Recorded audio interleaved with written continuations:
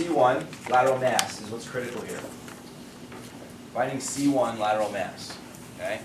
Everything we've been talking about up to now has been checking spinal stability in a sagittal plane.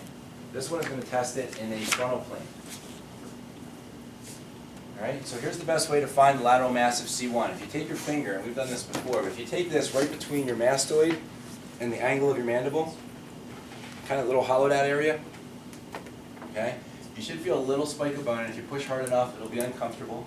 And if you rotate away, that bone actually comes into your finger. It actually, pushes into your finger. So if I rotate to the left, I should feel it coming out into my finger a little bit on the right. Okay? There's really nothing firm between there except that. So if you're not, if you're feeling something that's a little firm and you're having a hard time distinguishing it, as long as you're, if you're being blocked and you feel that that object is firm, that is the lateral mass of C1. So again, it's a very, very wide vertebra, right? It's very wide. It's the widest one. So you can see that it really kind of spans that whole area right under that suboccipital region. So what we're doing with this test for odontoid fracture is I'm putting the second MCP, this area right here, right, on that spot.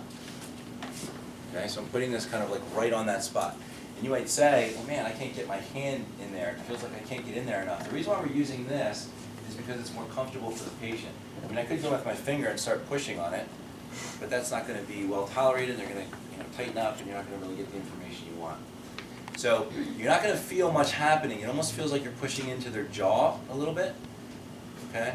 But the hope is that you're capturing, that lateral mass. And what you're trying to do is push it the other direction.